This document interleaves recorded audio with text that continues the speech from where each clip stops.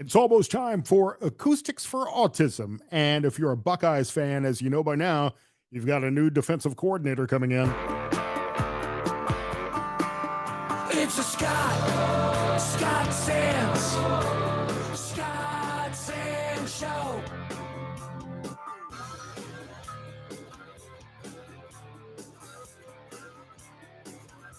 Hey, thank you so much for finding me. How y'all doing?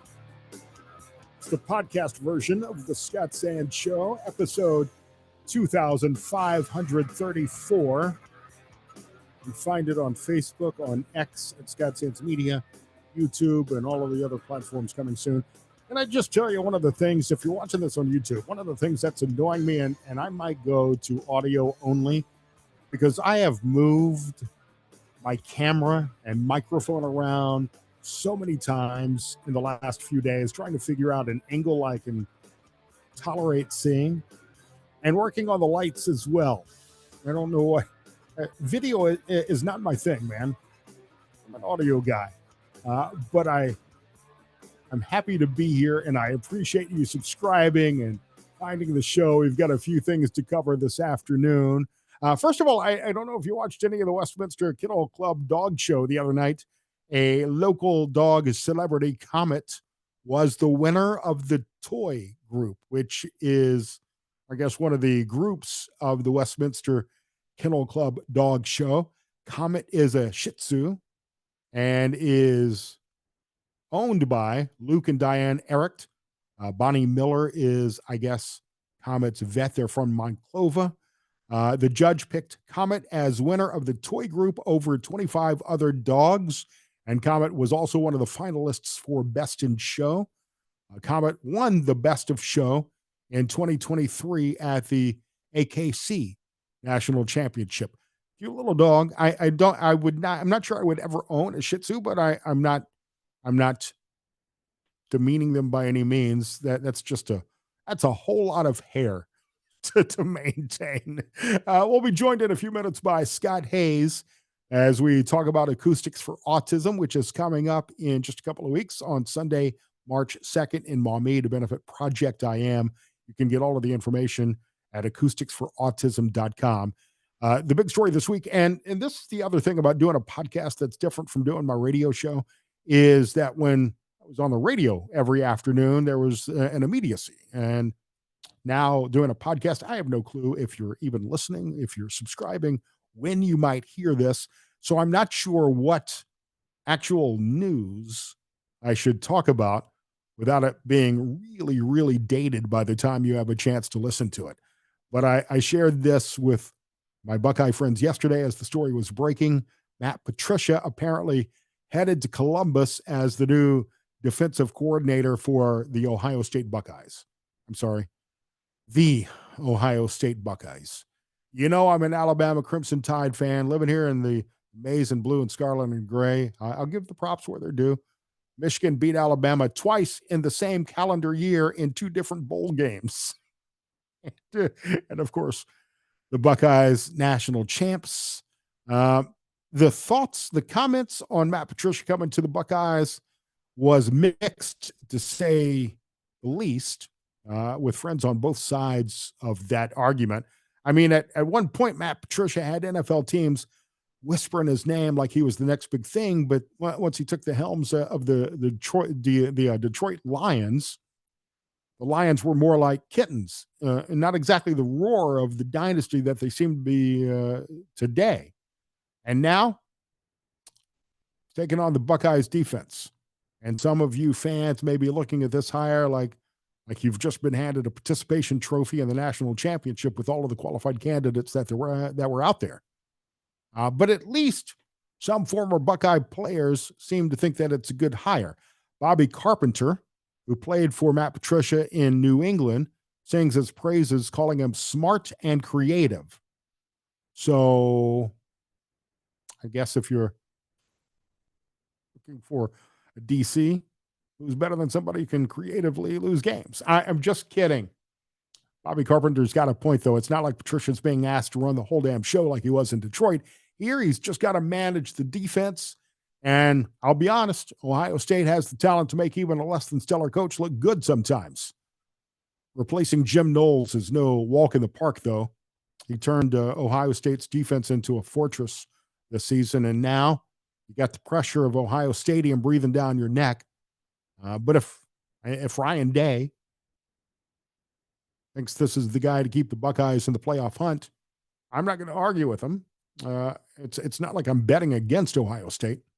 Oh wait, sometimes I am because I'm an Alabama Crimson Tide fan. If you're a Buckeye, just be patient, see how this plays out. Just as I'm being patient with Kalen DeBoer coaching my Alabama Crimson Tide, maybe he can channel his inner Bill Belichick to pull out some more W's for the Ohio State Buckeyes. And if we're talking about football, a couple of interesting NIL developments. This one is already causing some ripples across college athletics. The Trump administration has officially taken a wrecking ball to the Biden era guidance on NIL, on name, image, and likeness payments. New rules mean schools are no longer required to distribute NIL earnings evenly between male and female athletes. So you can imagine the uproar at places like Ohio State if the football team's mega books had to be split with, I don't know, women's rowing. It's like saying whoever scores the most points in a basketball game should also help the other team out. The guy in the hot seat is Acting Secretary for Civil Rights, Craig Traynor, called the previous guidance overly burdensome and profoundly unfair. So it seems the Biden administration stirred the pot right before leaving office, suggesting NIL earnings should mimic financial aid distributions. But Traynor argues that in over 50 years of Title IX, we've never seen anything like this regarding revenue from college sports. So it's all who gets the bigger slice of the pie here. And you might actually wonder if this change leaves female athletes in the lurch. As more and more NIL deals continue to roll in like a game-winning touchdown, women's teams often miss out on those potential earnings. But maybe instead of stirring more competition, that could lead the way for schools to figure out how to support their female athletes financially, because this financial college drama is far from over and is the Wild West right now until somebody figures out how to manage the NIL. We're even seeing some states throw in more incentives to help attract better athletes to their state athletic programs. In Alabama, just kind of tie all the things that we're talking about into a bow, State Rep Joe Lavorne, who is from Auburn, ironically, has introduced in Alabama HB 240, the Competitive Edge NIL Tax Cut Act, which would exempt any compensation earned by student athletes from NIL money from the state's individual income tax. So this is just another incentive to convince the best athletes to come play for Alabama. I notice I didn't say Auburn because it doesn't seem like they've been flocking there in football for a while, although this weekend there's a 1-2 matchup in college basketball between number 1 Auburn and number 2 Alabama, which should be a fun basketball game to watch this weekend. We'll continue to follow those stories. I'd love to hear your thoughts on Matt Patricia coming to the Buckeyes, your thoughts on NIL money and some of the other things that we're talking about here this afternoon. I want to thank my friends at Rixa Health, formerly Revive Health, rixahealth.com, RIXA, rixahealth.com. I'm down more than 100 pounds since last January, and I dropped another couple of pounds on the scale this morning when I weighed. I've tried to stop weighing every day because sometimes that can be discouraging, especially after maybe a little cheat day like I had for the Super Bowl party this weekend. The terzepatides have been working for me. You're going to hear a lot of talk about GLP-1s. You already have a lot of companies advertising this. This is a local company. You can actually meet with Dr. Tim Scott, with Mia, with any of the doctors on the Rixa Health team anytime from the convenience of wherever you are, in your car, at lunch, your laptop on the couch at home when you get off from work. It's very easy. Set an appointment now. Rixa, RIXA, rixahealth.com. They've got a brand new rebrand and more to come from Rixa Health that I'm excited to tell you about. This is one other quick story before we talk to Scott Hayes, too. In an age like we're in today, as we look at what Doge is doing, every penny counts. Here in Northwest Ohio, the City of Toledo has made a decision to move forward with the city's ReTree program, despite possible uncertainties in federal funding, which, in my opinion, is a glaring example of fiscal irresponsibility. We talked about the Retree program quite a few times on the old radio show. It's a $6 million expense to plant trees, and it was all being funded by a federal grant. And now, because there are freezes and that kind of spending under the Trump administration, that $6 million federal grant, our tax money, it's not it's not the federal government paying for it. It's you and I. It's our tax money that was coming back to the city of Toledo in the form of a federal grant. That's money. That money's frozen. And the city has decided to move ahead with plans to plant 907 trees. And if that grant is not paid, then taxpayers will foot the bill, which is kind of ironic because taxpayers are footing the bill anyway. And in our current economic climate where budgets are stretched thin already, the city of Toledo's willingness to gamble with the city's taxpayer money on a project that could become a significant financial burden is not just imprudent, it's an outright misuse of taxpayer money, in my opinion. And let's be clear about this. I'm not against beautifying the city of Toledo. I'm not against the benefits that trees bring to the environment. Trees are great for air quality, property values, urban aesthetics. But the method and timing here is what's wrong with the whole plan. With the federal grant in limbo, Toledo should not be moving forward without a secure funding plan, preferably one that doesn't involve my tax money. They're thinking about a special assessment that would be passed on to property owners for tree maintenance, which, I mean, come on, that only adds insult to the injury. We're already struggling with rising costs across the board. Groceries, utilities, property taxes are already high. You're going to put you're going to put a tree tax on property owners. And we've already spent like 15 grand on this project, which might seem small, but it adds up when you consider the potential for much larger expenditures without any sort of guaranteed reimbursement. And even if it is reimbursed, that reimbursement is still coming out of my tax money. A tree tax. It could really happen if this federal grant doesn't come through. The whole thing should be abolished. Find some private funding for the trees. I think the city of Toledo really needs to reconsider its priorities. Given the economic pressures of today, funds should be directed towards more pressing issues like infrastructure repair, public safety, reducing the tax burden on citizens, not trees. I mean, I get it. The Retree program is well intentioned, but it doesn't address those critical needs for the city, for the people of Toledo, for what we need to attract businesses here. And if this grant doesn't happen, City of Toledo should not only reevaluate the program, but put a halt to it altogether until funding is secured. Again, preferably private funding. It's time for Toledo's leadership to show fiscal restraint, focus on sustainable, essential spending rather than these speculative beautification projects that could leave you and I holding the bag. The mayor, city must learn to manage resources better, ensuring that every dollar is spent genuinely to benefit the community without risking unnecessary financial strain. My opinion. I'd love to hear about that. I blogged about it earlier today on Facebook. Following me at the Scott Sand Show. Before we talk to Scott, I want to mention something I've switched to. Do you use nicotine patches at all? I don't smoke cigarettes. I never have. I do love a cigar from Third Street Cigar, but I've been using these Alp pouches. The Alp nicotine patch, Tucker Carlson's company. The money stays here. It's not being used on liberal causes. It's a better time. They're moist. They taste great. They're long lasting. 369 milligram. In fact, I'm going to post a link if you're following me where you can get a 10% discount on your first purchase of the Alp nicotine patches. 10% off. Follow my link and you'll be able to get that discount. It's a better time. They're very good. I've enjoyed them. I've turned them on to some of my friends as well.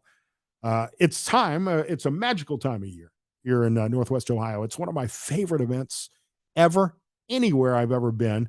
It's a huge musical event. If you love live music, if you like being around a lot of people and beer and great food and a good time on a Sunday afternoon, Acoustics for Autism is coming up Sunday, March 2nd.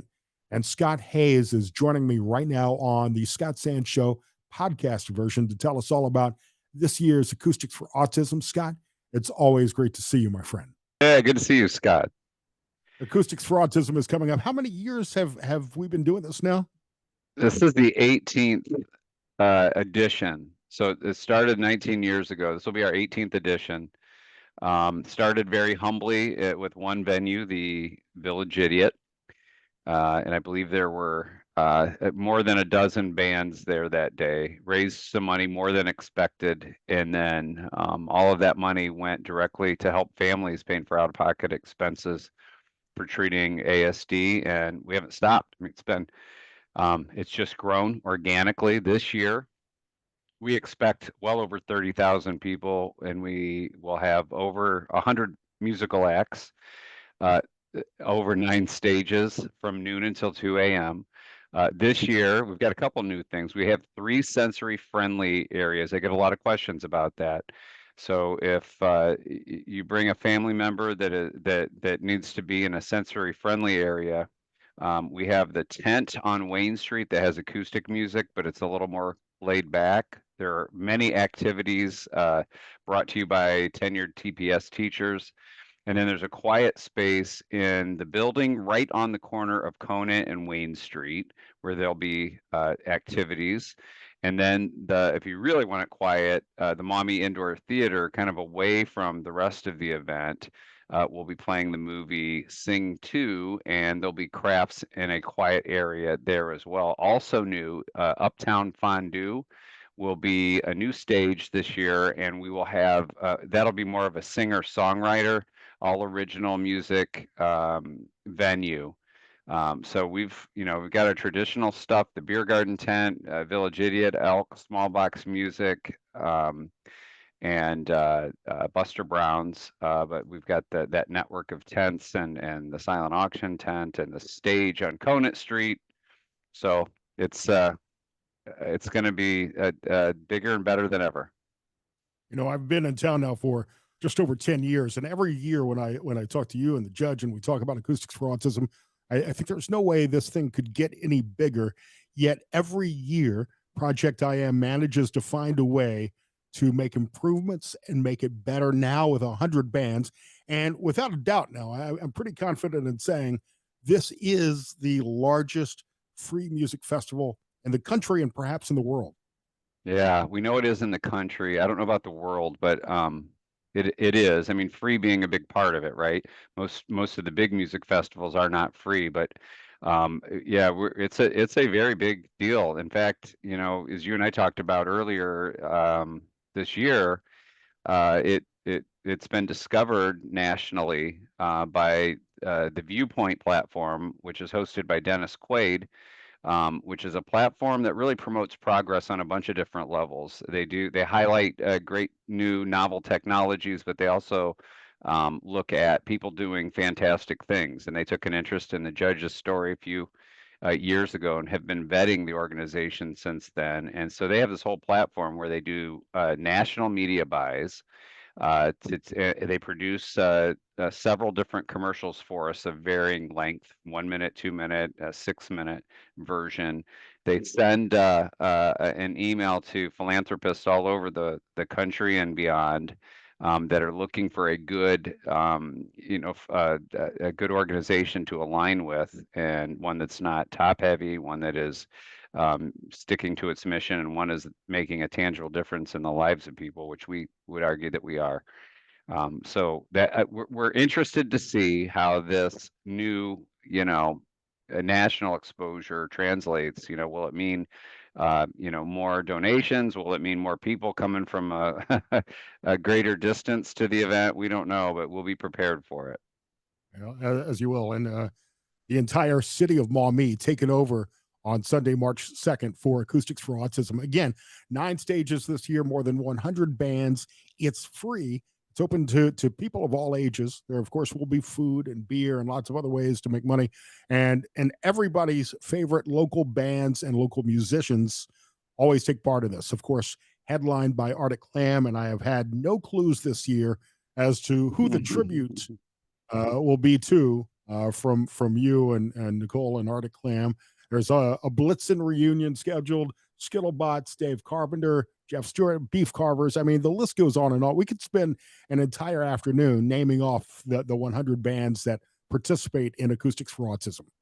Yeah, some great ones. And it's what I love about it, Scott, is, I love our set. I'm real excited this year about our set because I've had to really, really work hard. It's been I've had to put the practice in, and that's good. That's good for me. I like to be inspired and challenged, and it's been a challenge.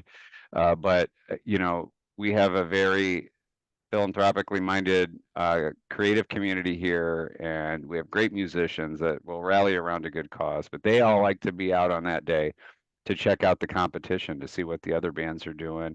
They get to see their buddies they played in other bands with over the years, playing with their new project or whatever it may be. So I think it's a fun day for the musicians that do give their time to come check out what the other bands are doing. Yeah, because most of the time, all of the bands and musicians are gigging to make their own money. They don't have a chance to go out to bars to see who's playing where. So this is really a chance for the creative and artistic community to all kind of come together and hang out for the afternoon. It starts at noon on Sunday, March 2nd in Maumee. Who are some of the people, some of the sponsors that help make Acoustics for Autism happen every year? Well, we have more presenting sponsors than we've had, and that's a big deal because if we can lock those guys up, we tend to be able to pay for most of the event off the bat, and then the rest of it's all going right into the scholarship fund. So this year, Raymond Services, they do all kinds of business consulting.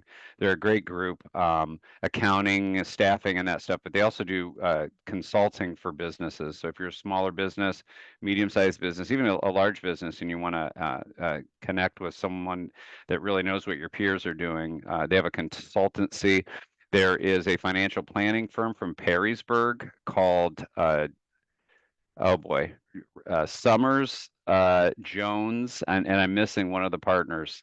Um, Another name, Foster Jones Summers. They're a Raymond James financial partner, the national Raymond James, but they do a financial advisory firm, and they stepped up this year.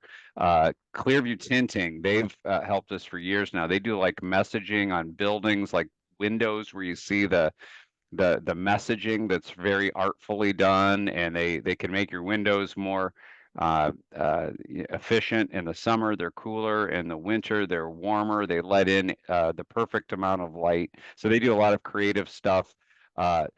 Local 500, that's the trade that helps all the other trades, and you wouldn't get anything done if it wasn't for the hardworking people of local of 500. And then the company I work for, PBF Energy Toledo Refining Company, is a presenting sponsor. And then finally, Trident, they're event planners. They come and they will help us with the event, but they're also a sponsor. Every map of every inch of downtown Maumee is mapped for staging and maximum exposure for the 30,000 people that are there. It's truly a remarkable event.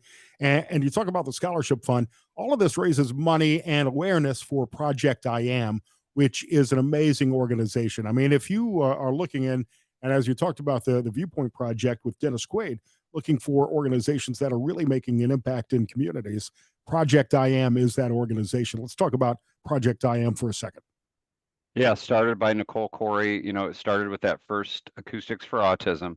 The charity Project AM was born from that as a mechanism to endow a scholarship fund that we can pay providers directly for treating ASD. So, and the reason this is important, families find out when they have a loved one that has been diagnosed. There are a multitude of things that you can try that may or may not work. So there's some experimentation that takes place, and that can get very expensive. So if you try one thing and it doesn't work, it's okay because we'll fund it and you can try something else until you find something that sticks. And if it does stick, we'll continue funding it so long as a practitioner, a medical professional says this will work.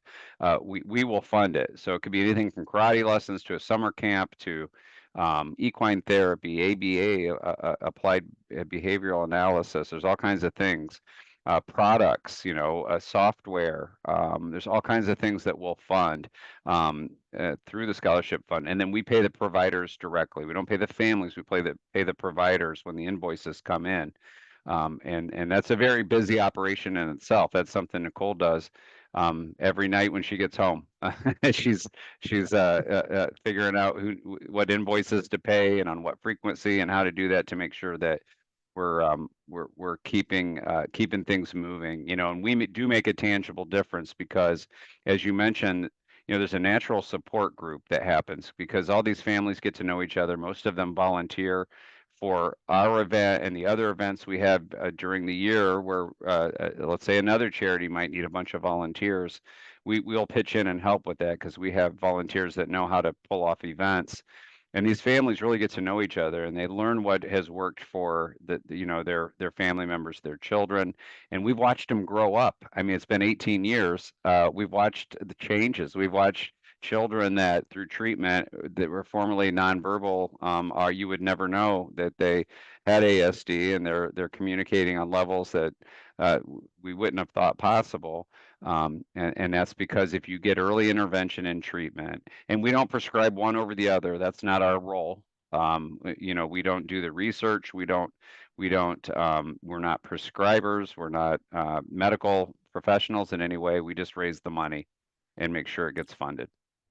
And it's really been amazing to see some of these kids grow up over the 10 years I've been here, and how they can thrive with the right kind of treatments. And every child on the spectrum is different, and what treatment works for one child may not work for another. And that's the opportunity that Project I Am provides all of these families. It's wonderful. Yeah, thank you. And you hit it right on the head. I mean, it's the opportunity for, a flourishing life, and one that is as fantastic as it can be. And if we can help with that in one small little way, we certainly will. And you can help enjoy some great live music on Sunday, March 2nd in Maumee, all over Maumee. Where do you go? Just head towards Maumee, and Mhm. and you'll find the crowd. In fact, if you want to go, and we'll talk about this in just a minute, take one of the shuttle buses, because there are Yes, thank you. 30,000 people in Maumee, and well, that's the easiest way. I love it living downtown Toledo. You can just hop on at Cock and Bull, head downtown, and come back home a little bit later in the afternoon. And you can get all of the information at acousticsforautism.com. I'm not going to get a hint from you right now, am I, on what the Arctic Clam I will tribute I may will be give this you one. I will give you one. Super group. super? That doesn't really narrow it down, Yeah, it kind of does though, because I don't know. I know we were going to talk about the Rock Hall, but right? when you really think about how many bands you'd consider super groups, I think we could all come to a consensus, over a couple bourbons. We could probably come up with the full list, because if you think about it, we're only talking over 50 or maybe 60 years, right, of history.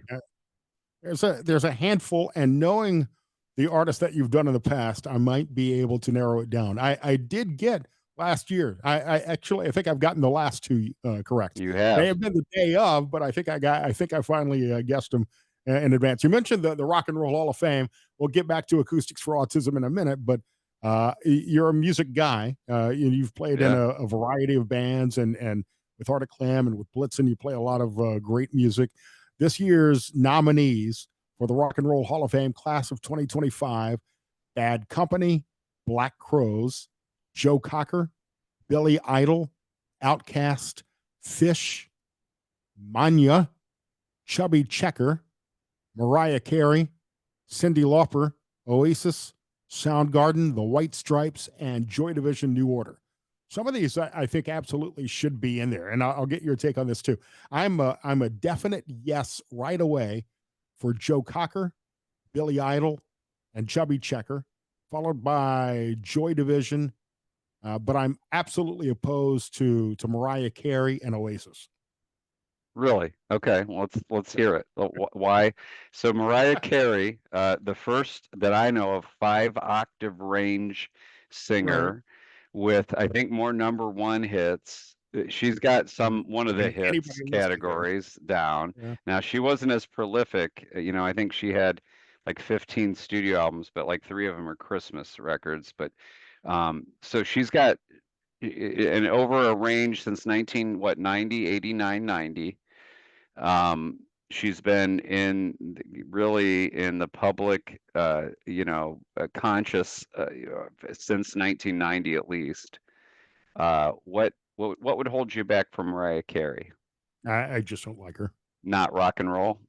Now Not there's rock and always roll. that argument. Like what I is rock and roll? I mean, Bad I Company, for example, there's no doubt that's a rock and roll band. And right. that is And when I think of I a have this tradition. I have this argument every year with the guys from the Rock and Roll Hall of Fame when they're on with me. If you're going to be the Rock and Roll Hall of Fame, they should be rock and roll artists. It's not the Yeah. Pop Hall of Fame. But Yeah. I understand what they're trying to do. I mean, everybody in all of these genres of music, especially today, if you look at anybody's playlist, it's going to have a wide variety from country to hip hop and everything in between. So I understand that. And Mariah Carey, without a doubt, very successful artist, sells a ton of records, has obviously sold out a ton of arenas throughout her career. I'm not a fan. Yeah. And Well, Oasis, if they can stick together long enough to do another tour, I'll reconsider Oasis. yeah, so they, how many they've got 6 or 7 albums out, right? So they weren't very prolific. They were prolific for when they were around, but they've only been around for a few years at a time, a couple of times, right? When you Right, look right. at it. But you remember the fanfare when they first came out, Scott, people proclaimed this is the next Beatles. And I never really got that. I thought their songs were catchy and edgy and unique, and they were refreshing. I remember that. Very hooky. It's hard to be edgy and hooky at the same time, but they were. But They pulled it I off. don't know where you go from that to Beatles. I've never saw that. So, And and I was because a their little career was surprised at that one too. because their career was so short lived. I mean, it would be like inducting the Hooters into the Rock and Roll Hall of Fame. Yeah, yeah, the Hooters, the one song, right? Actually, I think they had three. And we danced day by day, and there was, I Day by think, a day, third. yeah. Yeah. Yeah, yeah, yeah. Uh, Soundgarden, maybe I could make an argument to put Soundgarden in there, and the Black Crowes, Bad Company. I was most surprised Chubby Checker is not already in the Rock and Roll Hall of Fame. But I was talking to Shaggy the other day, who told me the story about Chubby Checker being on my old radio station with him at one point, and they said, "I don't want to be in the Rock and Roll Hall of Fame. I want to be in the patio because I am the foundation on which rock and roll was built." Really? Yeah, He came his idols who he tried to sound, he came after Elvis, right? So you think of Chubby Checker was not around before Elvis. Um, he did come up with 3 dances, right? You had the limbo rock, you had the twist, and the the fly, I twist think. again, The the fly. fly. Yeah, and then they re-released the twist. But how Mhm. many hits of Chubby Checker can you name? Those three. He had a great name. He had great marketing. He was a very charismatic, kind of guy. He looked like he had chubby cheeks. And I think there was a marketing to him, but I don't know that if he wasn't overly prolific. I don't know that No, he had a big, it's not like Chuck Berry, right. or someone that revolutionized how you play the guitar or how you compose songs, I would argue. Again, he came He's been after, his idol was Fats Domino. And I think Fats Domino should be just because of influence, if nothing else, but he was also a great songwriter. Um, but he's I'm not with you. I don't, yeah, I'm surprised he wasn't because of his age, but I don't know the contribution is there. I mean, if we're no, going to he's been be, living off of the twist for 60 years, it seems like. yeah. Um, Billy Idol, I'm a huge fan. I think Billy Idol was part of that Euro wave invasion in the late 70s and early 80s. And I could almost say the same thing. I don't know if you're a big alt guy, Scott, but Joy Division, New Order, I could almost make an argument that those two should be separated and induct both bands into the Rock and Roll Hall of Fame. Was Joy Division around long enough to be they were the precursor, right, to They were the New precursor, right? Order. They both kind of had that dance rock melding. They remind, I think bands like Depeche Mode, are a result of Joy Division for sure. Yeah, Yeah, absolutely. if you And like the new wave, if new wave, they're definitely pioneers when it comes to that sound and what was happening in they're from London, but they spent time in New York, that whole New York scene, that post-punk scene, right? I think we can all agree, though, Joe Cocker, 100% Yes. should be in the Rock and Roll Oh, Hall of heck Fame. yeah. That's Absolutely. the no brainer. That's the no Icon. brainer. Yeah, that's on this list. for me, Bad Company.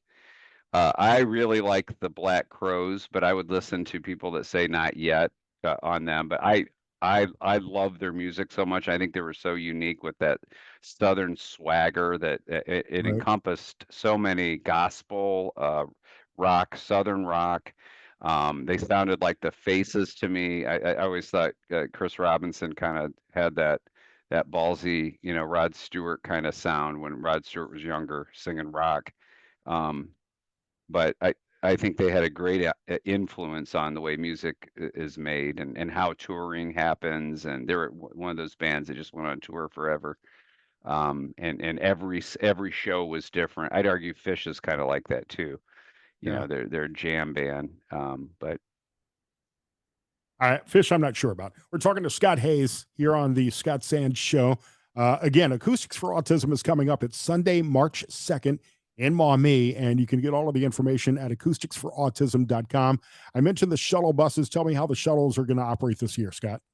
that's all at acousticsforautism.com, but I can tell you they'll be leaving on a frequency on the hour, coming back on the half hour, I think. But check that online. Also, information for buying your tickets in advance. It's very helpful to us as an organization trying to, get a company to do this for us. Childress is doing it for us, and it's very helpful if they can put their resources where they're going to need it. So if we know ahead of time where people are going to be coming from, that's helpful. So you can buy tickets ahead of time. They leave from downtown Parkway Plaza, which is in Maumee, but out a little bit towards South Toledo. Levis Commons, the old Funny Bone there.